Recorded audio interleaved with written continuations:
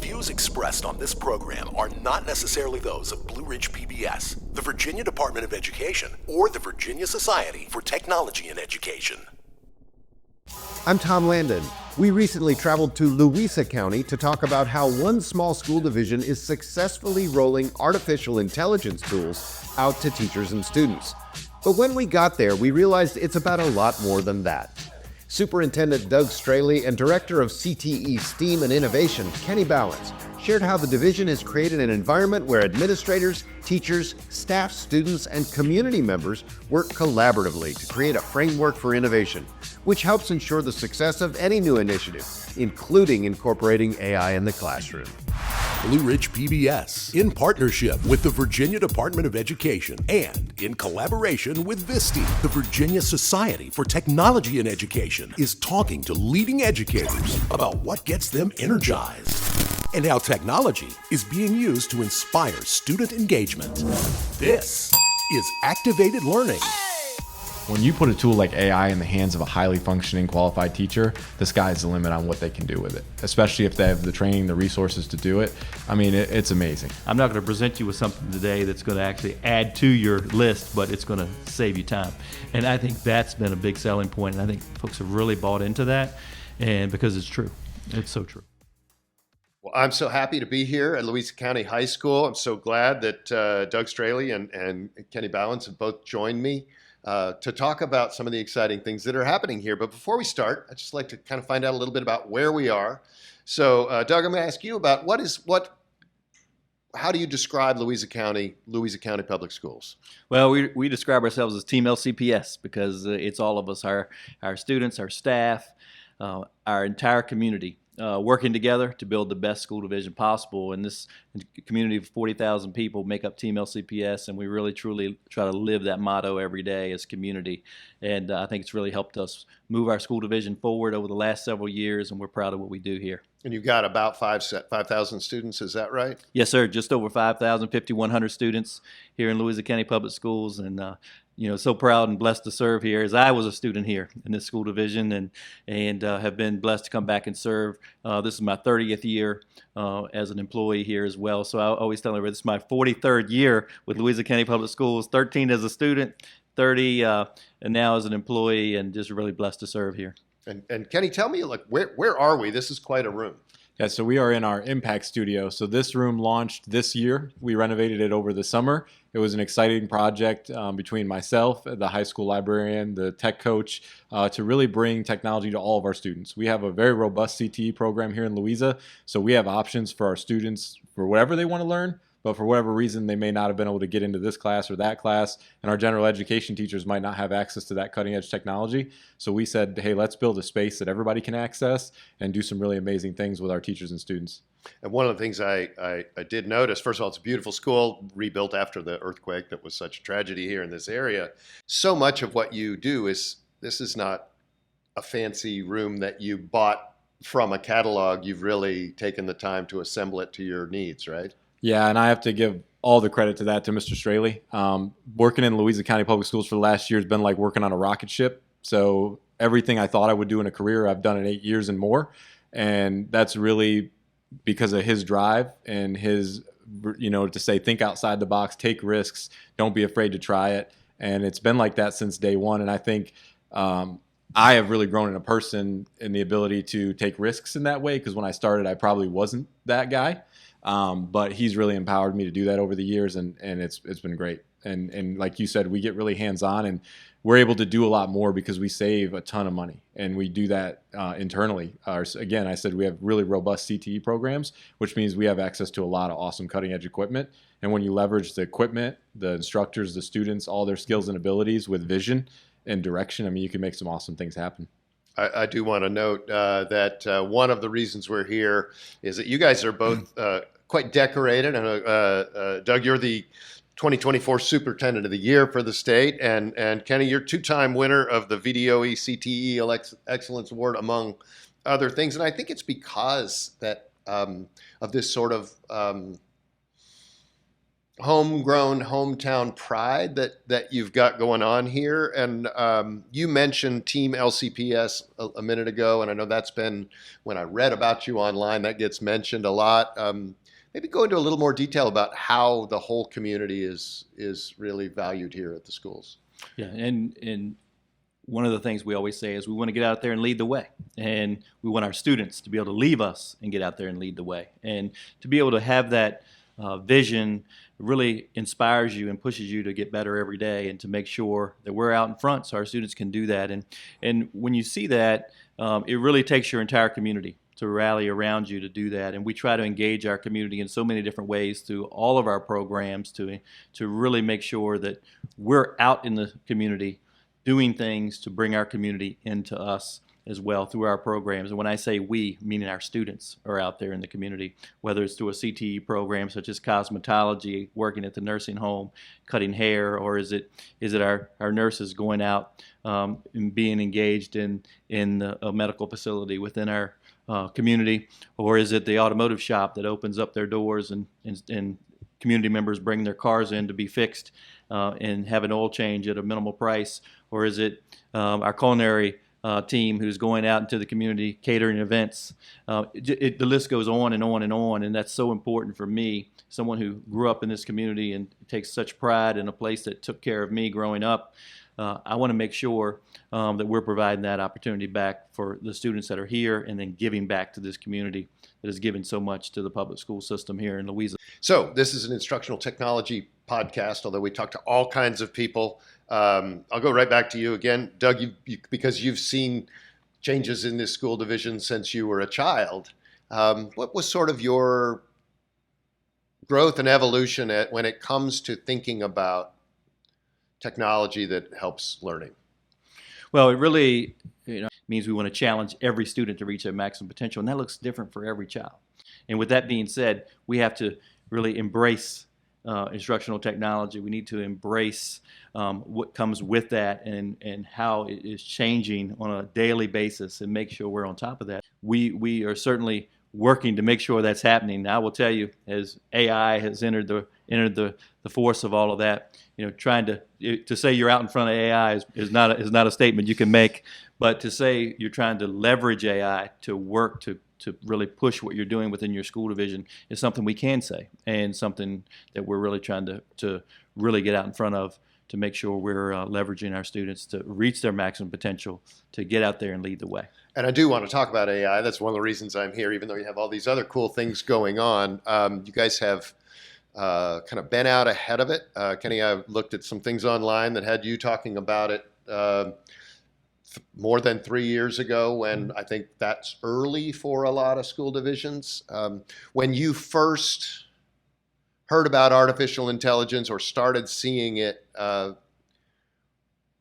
did you think about it in terms of how it was going to be used in schools, and how much work is it to kind of try to keep up with what's going on? We had some big news, there's always big news about AI every week. Every day. Yeah, so that's a great question. And when we go back 3 years ago, I was fortunate enough to just be in the right place where ChatGPT had launched one day before, and I was at this random conference, and somebody presented it like we all knew what it was. And I went back to my room that night and was like, what was he talking about? I never heard of OpenAI. And I was trying to find it, and I had to find a Google form to get on the wait list, right? And I started playing with it, and I came back to an instructional team meeting, and I said, this is going to be big. Like, this is kind of huge what it can do. And the response was kind of like, okay. You always know when you're innovative is when you say something in a room and everybody kind of gives you blank stares. And that's kind of what I got. But it wasn't like no. It was just like, okay. And then like 3 weeks later, it was like, our English teachers are freaking out because it's writing papers for them, right? And then it was like, well, let's start talking about this. The kids really were pretty quick on picking up on those capabilities of AI, weren't they? Yeah, and when you asked about the excitement question, that's a great question, because for me, I saw, I was a former technology education teacher, and technology is defined as anything that extends our capabilities to fill a want and need, right? So that was, people think, oh, computers are technology. Anything, a drill is technology, right? So for me, I thought, wow, this just changed the game on everything. And I get goosebumps when I think about it, because I think about back when I was in the classroom, my wife is a teacher, and all the great things we always wanted to accomplish, but all the barriers that were in our way, right? Time, resources, all that kind of stuff. when you put a tool like AI in the hands of a highly functioning, qualified teacher, the sky's the limit on what they can do with it, especially if they have the training, the resources to do it. I mean, it's amazing. And that's what I'm excited to do in this new journey of my career, is to go around our school division and link with people. And I love conversations like this, one-on-one. PD sessions are great, but I love sitting down with the teacher saying, hey, where are you struggling? And they tell me, I say, have you seen this? And they're like, oh my God, right? And then next thing you know, I get an email 3 days later, I did this, it was amazing, here's how it went, here's what I did. And a lot of times I don't hear from them again after that, because once you give them that little nudge in that direction, it's like a self-burning inferno where they just keep going and going and going. And that's what gets me the most excited, is how much further can we take our students now when all the barriers of what stopped us from doing amazing things instructionally have really been taken away. And I can't wait to continue down that road. As I travel around the state, you know, one of the questions I often ask people is like, you know, how do you kind of create an environment where people feel safe and supported in trying technology? I know as superintendent, you've given this a lot of thought. How have you sort of worked to, and you and your staff, obviously not just you, but worked to set up an environment where something like AI can be rolled out in a way that isn't frightening to people? Well, as they say, culture isn't a thing, it's the thing, right? And so culture is so important, and to really understand how difficult teachers' jobs already are, and to be able to say, how can we help them embrace certain things that are going to make their job easier or make it a little less burdensome. And I would say what's really been important for us is in our conversations is saying, we're not going to push this on anyone. We're not going to force anyone to go down this route. We're going to start with who wants to try this, who wants to be a part of this, and really exposing everyone to it initially, just saying, hey, here's what we're looking at this year, here's what we want to do. And so if you are interested in jumping on board and being a part, we want to talk to you. And so we really went into the year looking at saying, if we could get 1/3 of our staff to jump on, we would feel really good about that, because hey, there's a lot of things coming down from every which angle at educators right now. And so to look at that, to say, hey, this is one more thing, and not letting them see it as one more thing, but letting them help them see it that this is a tool to help you accomplish all those other things, has been something we really looked at. So with that being said, going into it saying everything's going to be voluntary, we're not going to force anyone to do this. And I think that was important, really one of the most important pieces for me as we went into this. And so through that conversation, hoping it was 1/3, right now we're well past 50%, even more towards 70% of our folks have said this year they want to be a part of it and are being a part of it. So that's been very exciting. And to see what that looks like moving forward is going to be even more exciting. But again, it's so important to have a culture to help folks understand that we're not going to drive this down your throat. We're not going to force you to do this. We're going to provide these tools. We believe this could even help you be better than what you're already doing, because it's just the tools that can be there. And that's not saying you're doing a bad job already. You're already doing an amazing job, but maybe this could help you be even more efficient at doing that amazing job and give you some time back. And I'll add to that, one of the things I heard Mr. Bouwens say to our group when we first met is, for the first time I can look at educators and say, I'm here to help you save time. I'm going to provide you with a tool that's going to help you save time. I'm not going to present you with something today that's going to actually add to your list, but it's going to save you time. And I think that's been a big selling point, and I think folks have really bought into that, and because it's true. It's so true. And Kenny, you led me beautifully into my next question when we talk about the practicality of it. Let's talk a little bit more specifics, and whether that's particular applications or ways that teachers are using it.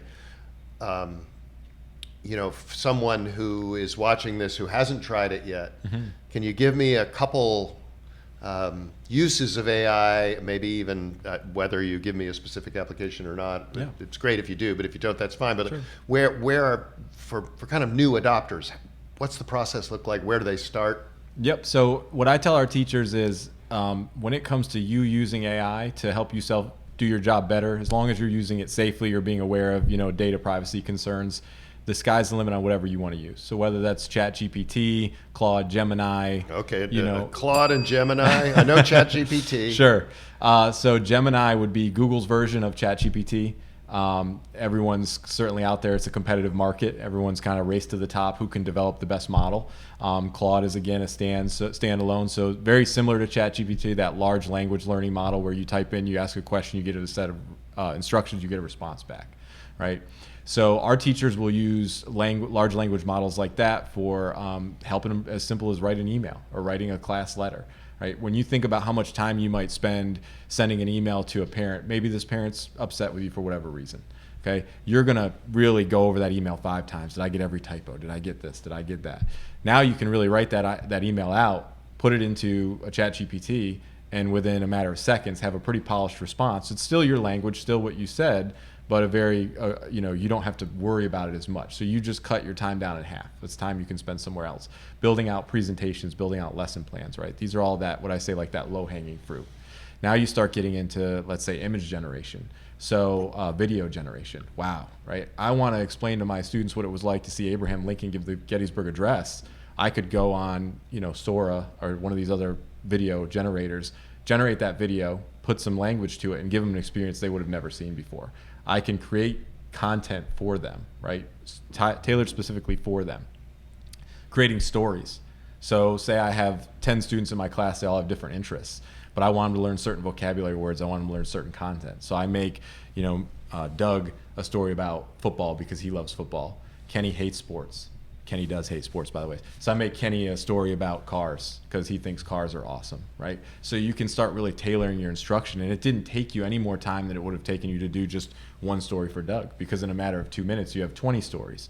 So when you talked about some tools we use, so we've gone all in with School AI, and that's what I tell my teachers. Now when we get to our students interacting with AI, this is where we need to be very careful. We need to make sure. Right, because there's a difference in a teacher using it to make their life easier, and because of all of our privacy concerns and all of those other concerns, 100%. right, for students, it has to be behind a little bit more of a wall. Is that? Yes, absolutely. And this goes back to one of the questions you asked earlier, because you talked about how do we build that culture. And what we did was we had a roundtable with educators 2 years ago, where we brought in administrators, teachers, our instructional coaches, technology coaches, and we all sat down and we said, what does this timeline look like for us? And it was interesting because people had an old mindset of how we would do something in a world before AI, right? So it was, we should roll this out in 3 years. Well, once you've waited 3 years to get students using AI, you've really missed the boat on AI, because it's going to be something totally different in 3 years. So we needed to start faster. And we said, what are the things holding us back from being able to do that? And the number one thing was safety, security. So as a school division, you really have to look at the pros, the cons, what the platform offers, the cost. There's a lot of things to break down. And we decided that School AI was the partner for us. And I always tell people that doesn't mean School AI will be the partner for us forever, because this ecosystem changes every day. Well, especially in this ecosystem. It's not like deciding whether we're going to be an Apple school or a right. PC school, right? Yep. But what's great about it is that we can create, they're called spaces, where we can pre-program that AI or that chatbot to interact with our students in whatever way we want it to. So whether it's a tutor that just helps, or whether it's a tool that helps them frame, their writing, and you can put limits on it. So you can say, under no circumstances are you to write the essay for Kenny. I want you to help Kenny develop his main topic idea. I want you to critique any paragraphs he puts in. I want you to give him advice on how he could edit. But in no circumstance are you to write that whole. So you can use AI to set the guardrails for the Absolutely. AI. And you can also monitor it. So our teachers can go behind the scenes, behind the curtain, as we say, and they can see every single chat that happens with their students. They can shut the chat off. If a student says something inappropriate, self-harm, it will alert the teacher and it will shut the chat off. You can export the entire chat. So it really gives us that ability. And then gives you that control that Absolutely. that would be something that I'm sure was frightening. I mean, Doug, as you started to talk about this with parents and things, and as an administrator, I know that safety has to be number one, right? So how have you worked with Kenny and the staff to make sure that is that not just safety, but academic integrity as well? Absolutely. And just to step back a bit, Kenny mentioned the roundtable with educators, and we were very selective and strategic about what that roundtable looked like and who was around that table, because we didn't want just the folks that were really excited about AI. We needed folks that had no idea what AI would even look like, what it was, what AI stood for. And we needed folks somewhere in the middle of all that. And then we needed folks that were already leveraging it to really sit down and talk about, as a school division, how are we going to move this forward? Because we needed all those voices at the table so we could build the best plan we could to move forward without pushing people away from it or turning people off to it, or saying, hey, here's one more wave of things that education is putting through. So I think that was the most important thing we did, and probably one of the smartest things that we did was right from the beginning, get voices from every angle on what this would look like. So I say that all to say that's sort of built our plan through to, again, the next step was really educating our administrators. Really educating our administrators and having full trainings for our administrators to understand, because as they lead their buildings, as they lead their departments, we need to make sure that our administrators were in full understanding of the impact that AI is going to have on education, and really talking with them to help them understand AI is going to revolutionize what this world looks like. It's going to change what the world looks like. So how are we preparing students for a world that's going to change so much? We're not even sure what that's going to look like yet, but how are we educating our students, and why do we need to do this to educate our students so they can go out into a world that's going to change so much? And we have to be able to leverage, how do we best leverage AI within Louisa County Public Schools to prepare our students to be successful in a world in which we're not even sure what it's going to look like yet. So I think that was so important. We're always preparing our students for a future that we can't know. I mean, that's exactly just the nature right. of it, right? 100%. And I think we talk about the 5 C's here in Louisa all the time, with being able to communicate and be able to collaborate and be critical thinkers and be creative and be good citizens. Like, those are 5 things that we talk about all the time. We believe that those 5 things help us leverage what that next phase looks like, because if you can do those 5 things well, you're going to be able to navigate no matter whatever is in front of you. Technology you used or whatever you That's understand the process. So exactly. So with that being said, it really is making sure that had our administrators on board and understanding the impact that's coming, so they would really be able to support their staff, and that's so important. And then the staff could then support the students in it, and to be able to have that chain set up in that way to really make sure that we're setting it up for success for everyone, as opposed to just, hey, here it is, go get them. Really strategically looking at how the rollout would look for all the stakeholders, staff, students, the administrators, the parents, and then as the community as a whole. And you mentioned parents, and we did leverage a large group of parents within our school division to talk to them, parents from all of our schools, to talk to them about what we were doing to get their feedback. There are new issues of bandwidth and sustainability when you start talking about the amount of computer power that it takes to do this. Is that anything you have to worry about as you do this, or is it sort of built into the system the way it's working? Yeah, it's been totally built into the system as far as school AI goes. We do see some slow periods every once in a while, and it's very randomized. So it's hard to say, at 2 o'clock every day, you're going to kind of hit a slow period. Again, and I know we're probably not going to get, for lack of a better term, too deep into all this, but if all the new information about DeepSeek, again, is real and confirmable, I mean, this we talk about changing the game again, and I feel like you could say this every week, but I mean, I see a world where school divisions have their own servers, where we have our own AI systems that we maintain and control. And if I was School AI and Magic School AI, I would be buying servers right now, because they're farming their data out to other facilities, and that's been great for us as well as the community, because Amazon has come into Louisa County and decided to build a huge data center. And around that comes more data centers, because once the utility is there, the sky's the limit on development. So, I mean, we love data centers, I would say, as a school division. To be close to them, right? 'Cause yeah, it does make a difference. Yeah, it makes a difference, that, and then also the funding that comes into the county, right? So that funding trickles down into the school division. So it's been a great opportunity for us. And Amazon is partnering with us in some ways on helping some of our specific CTE programs, too, in unique ways that you wouldn't think of. So, everyone talks about again, career and technical education, what are the big jobs going to be in programming and computer and AI is going to drive the industry.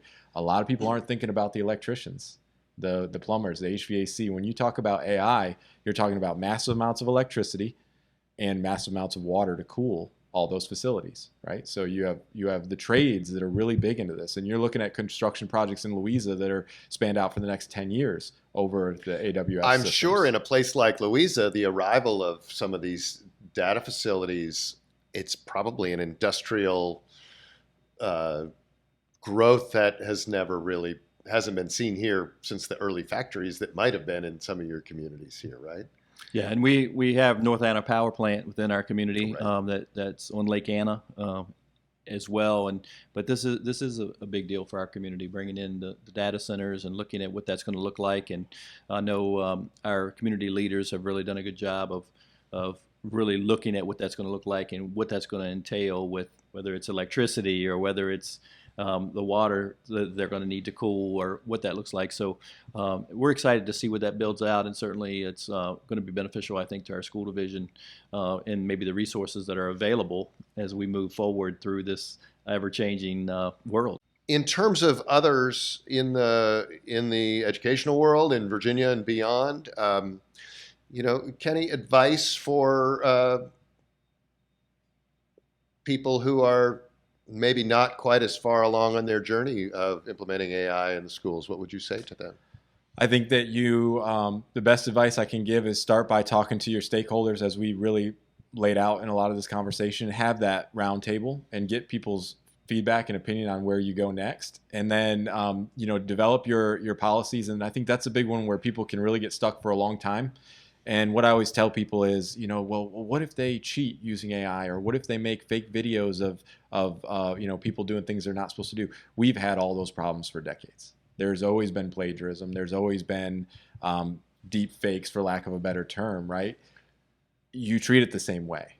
Is it easier to do now? Is it more abundant? Yes. But what I think happens is people get too wrapped up in the, oh my God, we're going to have this problem now. How are we going to handle it? You handle it the same way you handled it for the last 30 years, right? Right. You handle it by making sure kids understand the importance of intellectual property and right. ethical behavior. And you apply your same disciplinary strategies as you did before. So when you don't get bogged down in that area and you can get out of that realm really quickly, now start looking at your best use cases, right? So as Mr. Straley said, you don't want to force it on anybody. You want to show them, I call it the low-hanging fruit. What are these easy things that I can show you that's going to spark your interest and take your mindset from AI being something really challenging that you can't do to, wow, this is a really user-friendly interface and I can interact with this. And that's something that I do every day, and that's a big goal of mine is to shift that mindset of I think people have gotten past that, like, AI is hard to use. I think most people understand that they can go to a website like ChatGPT, OpenAI, and type a question and get an answer. Now what I'm trying to train them on is that you can easily go beyond that and start developing sets of instructions for your AIs, create APIs, create custom GPTs, create agents. All of that sounds very scary and complicated, but it's not much harder than running an application on your computer once you start to break down those processes. So that's a big goal for me with our staff in the coming year and years, is to really make them master users of the tools. And I always tell people, I love analogies. If you talk to me a lot, I use them all the time. I say, you drive a car every day to work, and you probably don't understand how the pistons and cylinders and valves and all that works, but you know the rules of the road, and you know how to drive, and you know how to operate, and that's where we want to get with AI. Yeah, and in terms of, I know that you've gotten a lot of kind of press and other things for your work. Have you had other divisions reaching out to you to talk to you about what you're doing here? Yeah, indeed. And Kenny really has worked with several divisions at this point as to what we're doing, and I would say the most important thing is to have a real clear plan and know that the plan needs to be fluid. But you just can't dive in. You really have to have a plan moving forward to make it work well in the end. And you said earlier, culture is so important, and they say culture trumps strategy every time, and I truly believe that you have to have the culture to make the strategies work, and the plan moving through this to build the culture to make it work. I think the team did a really good job on making sure the strategy built the culture first behind it to move forward, and we're excited about where this is going and looking forward to where where it takes us. Well, I'm excited to keep following your progress, and again, I think we could talk a long time. Just want to thank you for making yourselves available to me today. I want to remind people that if you have enjoyed this podcast, you can find it wherever you find your podcasts, and we do appreciate it if you like and subscribe it on any of the services that it's available. And I just want to thank you guys for letting me come in here and for Activated Learning. I'm Tom Landon. Activated Learning is produced by Blue Ridge PBS in partnership with the Virginia Department of Education and in collaboration with VSTE, the Virginia Society for Technology and Education. This podcast is hosted and produced by Tom Landon, Director of Educational Innovation, with lots of help from graphic and audio designer Jay Prater. Additional support provided by Andy Depew in our podcast studio. Our Vice President of Education is Dr. Rose Martin. Special thanks to Calypso Gilstrap, Associate Director of the Office of Educational Technology and Classroom Innovation at the Virginia Department of Education. Our credits are read by students at Westside and Highland Park Elementary Schools in Roanoke, Virginia. If you like what you hear, subscribe to Activated Learning wherever you get your podcasts. Or watch the Echo channel at blueridgepbs.org.